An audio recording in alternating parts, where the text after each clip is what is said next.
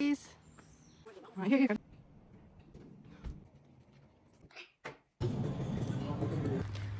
everyone, welcome. A day in my life living in Switzerland. I'm a mother of two and trying to lose weight. So bangon na, takbo na tayo, dagan na, mintras makadagan pa ta. So dito nga kami sa forest. Malapit lang to sa amin. Hello everybody!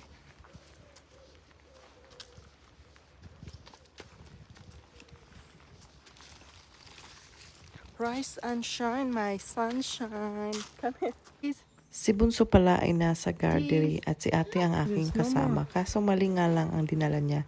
Kasi instead of bike, trotinet ang pinili niya. Kaya ako nang nagbubuhat. After sa forest, merong ganitong, ewan ko anong tawag dito, hindi naman to pool. Basta may water lily at may mga palaka. O, diba, chill lang ang buhay. Kunwari, nagbabasa, charot. Well, inspired to Holland country daw itong style niya dito.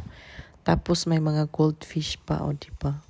Naka-exercise at nakabanding ko pa si ate at si ate din nag-i-enjoy. Kaya para-paraan lang yan. At eto nga, may mga prutas nga ako nakita.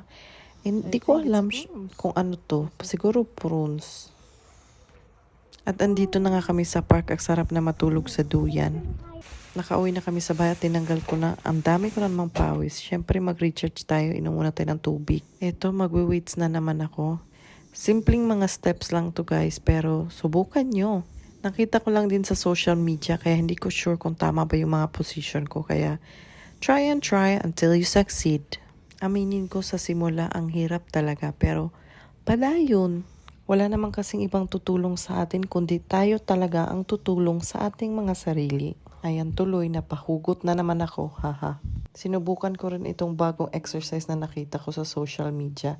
Itaas ang puwet, tapos ang atake niya ay sa tiyan. May nagsabi sa akin bakit daw hindi ako pumupunta sa gym.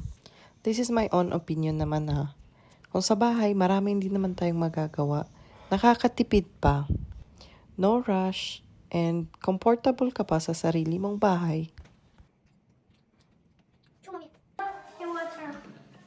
It's not much.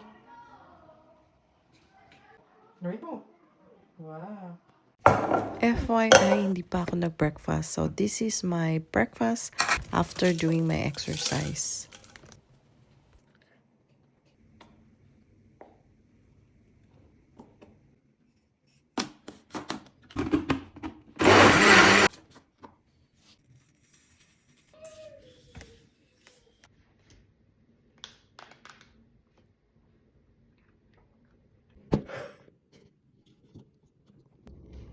Where's on this? I don't know.